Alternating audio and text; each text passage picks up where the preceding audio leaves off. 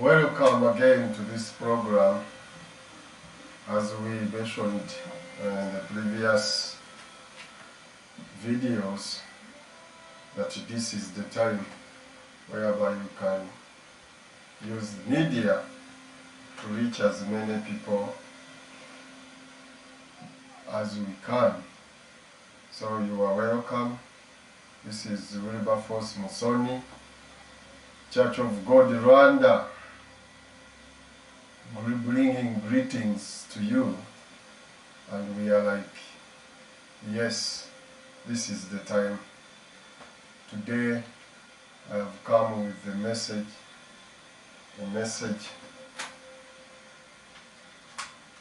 entitled that our God is a video God. Without wasting time, let us pray. Lord, the Father of our Lord Jesus Christ, we are here in your presence. We thank you that we are still alive, and being alive is for your own benefit. And even if we die in our Lord Jesus Christ. Lord, our souls await for our Lord, the Lord who can help us, the Lord who is our shield, the Lord who has our rejoice in his heart. We thank you, we trust you. In your holy name, let your mercies and our Lord be upon us, just as we hope in him. In Jesus' name, amen. Yeah, like I said, the topic today is entitled God is a video God. Brethren and sisters, when we look at the times we are facing today, we need to understand that our God is a God who is a video God. When I look at so many things that are happening, when I look at us when we are in houses, like where I'm seated in my home, brothers, these things are not going to be any good or better from what we are experiencing. If the churches are open, like I saw the President of the United States saying that he has ordered all churches, all synagogues, all mosques to be open by this weekend. Yes, they can be open, but people are still have the same gender, the same things that they are fighting for, because we are getting out of our houses back to the buildings, but this time around we are being tracked. We can be tracked, we can be remoted, they can know who is who, where are you.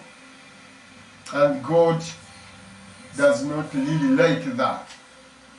In anymore, you can get this story of King David, who once waked up and he dreamed of having a consensus of the people of the Jew.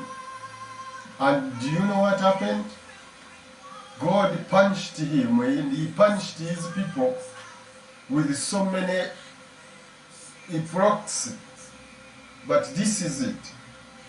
God is a God of individuals, of you and me. This is what we've come to learn from this coronavirus.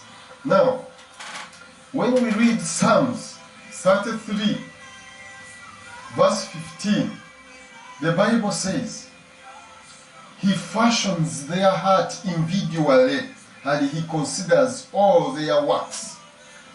God is the God who fashioned us individually. We are not, I'm not like you, you are not like me, you cannot preach like me, I cannot preach like you. There is no copy and paste in me because I'm unique and you are unique, you are different. But what are we doing today? Today, and so many years in this century, we've been having different topics, different programs in our churches. But guess what? Really, in this coronavirus, in this lockdown, the Lord is trying to remind us that He can as much work with you and me where we are. That is so important. Because what does He say? He has said He has fashioned our hearts individually. He wants us to know God individually. Let me tell you a story in the Bible that we are not going to read, which is in Acts 19, verse 13 to 16. Here we see a group of men who were trying to what today we can call copy and paste. They went, they knew, they saw what Jesus was doing, they saw what Paul was doing, and then at one point in this Acts 19:13 to 16, they went to a certain place and then they faced some challenges. And these challenges, instead of standing by themselves, standing with what they believed, what they did, they started telling the people that in the name of Jesus that Paul preaches. And guess what happened? These demons which were there, they beat them, and also they cut off all their dresses. The Bible says that they went out when they are naked. Why?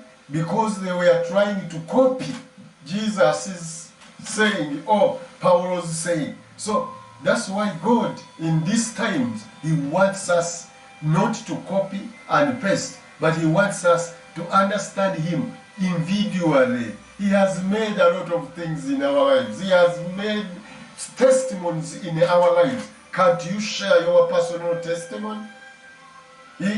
Can't you stand on your own and you look straight in the eyes of people and tell them that this is what God did? And this is the level He has lifted me from this level to this level where I am. That is the works that God is trying to work in us. But He can do that only in you. You can just have your personal testimony in you. We praise God for that. In the Bible, when Jesus was trying to confirm something, He did not use these plurals. He was a plural man. He could say, if you do this. He could not say, we do this. No. He could say, if you do this, then this will happen.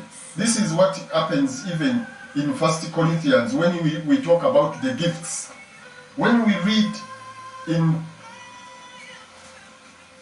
Acts, when we read in 1 Corinthians, we see that even the giftings that God gave the church, they are individual. They are much individual. We can read the whole chapter of 1 Corinthians 12 and from verse 1 all the way to verse 30 one. But let us read some verses. Like from verse 1, the Bible says, concerning the spiritual gifts, brethren, I do not want you to be ignorant. You know that you were Gentiles, carried away to those dumb idols. However, you were led. Therefore, I make you known to you that no one speaks by the Spirit of God, cause Jesus accused, and no one can say that Jesus is Lord except by the Holy Spirit. Verse 4 says, there are varieties of gifts, but the same Spirit. Varieties of gifts, but the same Spirit. We don't have two spirits. When we talk about two spirits, we mean about these spirits which are roaming around. But when we talk about the Spirit of God, it is one. They are varieties of gifts, but the same Spirit. Therefore, they are different. The differences of ministries, but the same God. You a teacher, I'm an apostle, but the same Spirit which works in us. That is so important. God deals with us individually, and He has gifts, and our gifts are totally different. I have one gift of teaching, another one has a gift of singing, another one has a gift, different gifts, but the same Spirit. Praise the Lord. There are different the differences of ministries, but the same Lord. And there are the varieties of activities, but the same God who works all in all. Verse 7 says, but the manifestation of the Spirit is given to each one for the profit of all. The Holy Spirit gives us the same gift we have, individual, but many profits from the gift that we've got. So, brethren, like I entitled this preaching, I told you our God is an individual God. Can we get time? And we individually, like in this corona, as we are in our families, isn't it the time that God has created for us to understand our giftings, our ministries, that there are so many, but your ministry, it can profit us. That is what the Bible also says, that when we go together, one has a song, one has a preaching, one has a tongue, a spiritual tongue, another has an interpretation of tongues. That when we come together, all these ministries work together for the edification of the church. People, this is our time. Let us not focus on corona. Let us not focus on corona that is going to kill us. No, we are in Africa,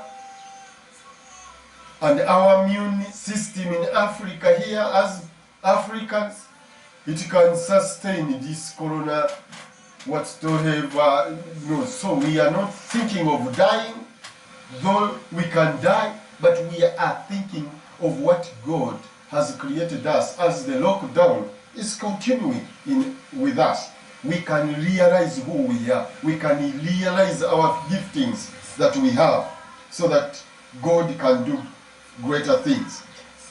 I can continue, but verse 7 is just like as we said. The Bible says, but the manifestation of the Spirit is given to each one for the profit to all. What do you have? What are you going to give these people? What do you have? What are you getting from being in the house for almost a month, or 2 months, or 3 months? We don't know how long we are going to be in these houses. But what do you have from the Lord that is going to profit the church when we go back to these church buildings? What do you have? What do you have? Because God has something for you. Now, when we continue in 1 Corinthians chapter 12, verse 27, the Bible says, now you are the body of Christ. You hear? We are the body of Christ, and members individually. The body of Christ is as large as the whole world, but you are and me, we are individually part of the body. Praise the living God. God has appointed these in the church. First, the apostles. Second, the prophets. Third, the teachers. After that, miracles. Then, gifts of healing, helpers, administrators. I mean, varieties of tongues. All. Then, verse 29 says, are all apostles? It is a question. Are all prophets? Are all teachers? Are all workers of miracles? Do all have gifts of healing? Do all speak with tongues? Do all interpret? But necessarily desire the best gift, and yet I show you a more exacting way. Exacting, the more gift one should have is the gift of teaching the word of God. People, let us know that we have different people. These people we have in our churches, they are not only, we don't give them gifts that they are singers. No, they have to have that calling, and when they work through their calling, they are a part of the body, like we see in this 1 Corinthians, that also the body, even the body which we have, the eye cannot complain that why am I seeing, and the leg cannot say why am I moving, the hands cannot say why am I touching or lifting things. No, everything works but on the same body. So brother, what part of the body are you? And that part of the body that you are in the church, in the ministry, you are unique. My hand is unique. It can lift things. It can hold things, But my eyes can see, identify. And guess what? My eyes can help my brains that I can read something even and I understand. But my brain cannot complain with my eyes or my hand. No. They all work in harmony. In harmony. This is what the Bible is trying to tell us today, that our God is an individual God. There are things we are going to face. We have been teaching about the coming of Jesus Christ. But when we read 2 Thessalonians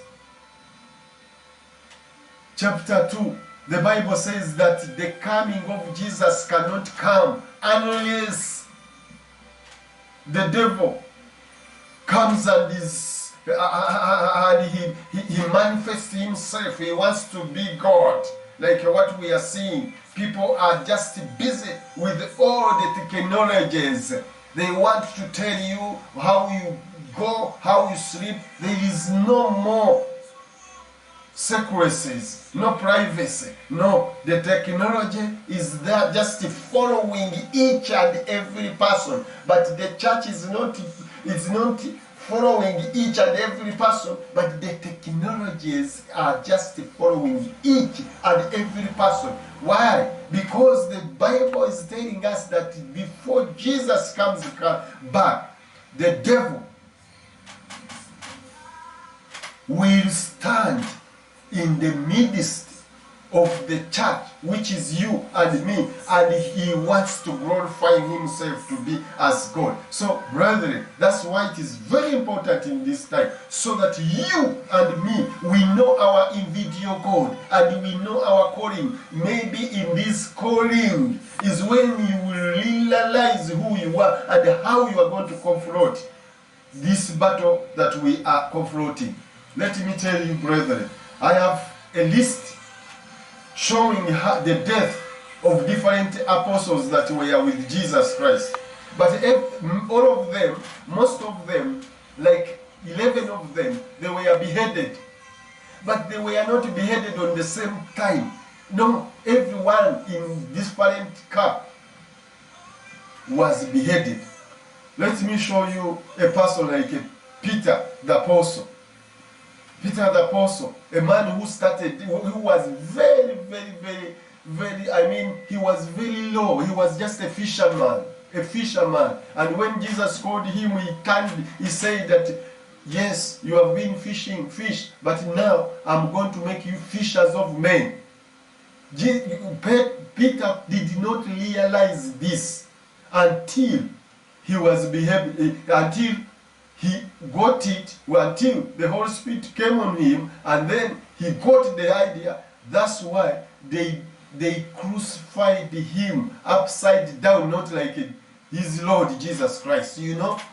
You see? So Peter was not beheaded, but he was crucified. But other people, Paul was, although he was an apostle to the Gentiles, but he was beheaded. What am I trying to say? The gospel behind what we are seeing today is, with Jesus' ministry, was only one thing.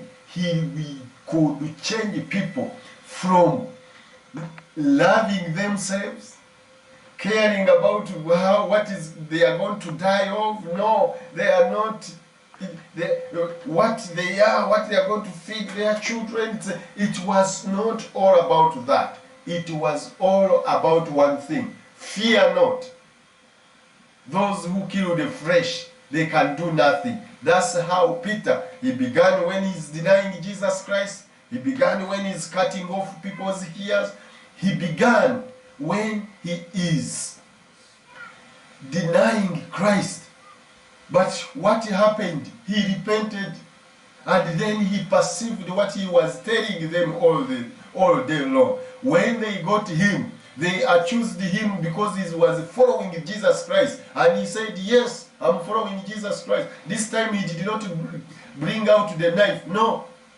Otherwise, what he did opposite. He actually gave them a plan of how they can crucify him upside down, not like his Lord Jesus Christ. That is the spirit. Are you a pastor? Are you young pastor trying to preach the gospel? Which gospel are you preaching? You are preaching the gospel of removing the fear of death in people, so that people can really give out their body, be sacrificed, be beheaded. And they accept that. When you preach the gospel and people can really stand on their feet and they confess to the devil and tell them, even if you are taking my life, Jesus will give me back my life. Like he said, those who lose their life for his sake, they will get their life. Praise the living God. So this is all about what we are preaching today, and what we should have been taught from the beginning. We should have told the people that it is time to know that when we are going to, they are going to behead us. That's why the Bible is very good at encouraging us. When we read in Revelation chapter 2, these words Jesus constantly, repeatedly were telling the church. The Bible on chapter 2 verse 7 says, he who has an ear, let him hear what the Spirit says to the churches. You hear? The Bible starts with he, not they. It says he. It is telling you, it is telling me individually. He who has an ear, let him hear what the Spirit says to the churches. To him, not to them, to him who overcomes, I shall give him to eat from the tree of life, which is in the midst of the paradise of God. You know what? We have gifts that God has for us when we stand alone. Oh, praise the living God. Verse 10 says, do not fear any of these things which you are about to suffer in need. The devil is about to throw some of you into prison that you may be tested, and you will have tribulation 10 days. Be faithful until death. This is it. We should be faithful until death, because we don't want anybody to mess around with the temple of God, which is this flesh, which is you and me. The Bible says, be faithful until death. I will give you the crown of life. Guess what? Do you want life? Life is in giving your body a honorable death to the Lord Jesus Christ. Praise the living God. This is it. This is the message, brother. This is why God wants, is a God, is an individual God. He does things individually. Verse 11 of chapter 2, Revelation, it says, he who has an ear, let him hear what the Spirit says to the churches. He who overcomes shall not be hurt by the second death. All these are promises, brethren. We shouldn't fear. Chapter 3 of Revelation, verse 5 says, he who overcomes shall be clothed with the white garment, and he will not, and he will not, and his birth, and out his name from the book, and he will not wipe, he will not be wiped away from the book of life, but I will confess his name before my Father and before his angels. He who has an ear, let him hear what the Spirit says to the churches. Brethren, this is the time. We are confronting so many things, and the only thing we have to do is to deny anything that is approaching our body. Because, why? Because our God is an individual God. This is not about children. This is not about family. It is about you and me who's seeing me. If you know your Lord Jesus Christ, this is the time that we are going to die a honorable death to our Lord Jesus Christ, who will give us back our life. Praise the living God. This Sunday, this is all what I had for you. We have to know that our God is an individual God. It's about you. What do you have today that you are going to tell us, and we overcome what we are going to overcome? Thank you for listening to me in the name of Jesus Christ. Father, I pray and I bless anyone who's watching us and who's hearing us. Lord, the same Spirit that is working in me, let it work in him, that he opens his spiritual eyes to see and realize the time we are in, that it is a time not of many, but of an individual. And everyone has to know you individually. Everyone has to be in a position to understand that it is the only you, God, who can reveal things to us. You can make us understand the secrecies behind the coronavirus and other epidemics that people have manufactured, and they are shutting even churches down, church buildings down. Father, I thank you that your church cannot be closed by any epidemic. No, we are alive and we are talking, and you are teaching us so many things in this time. Bless my brother, bless my sister who's listening, in the mighty name of Jesus Christ. God bless you.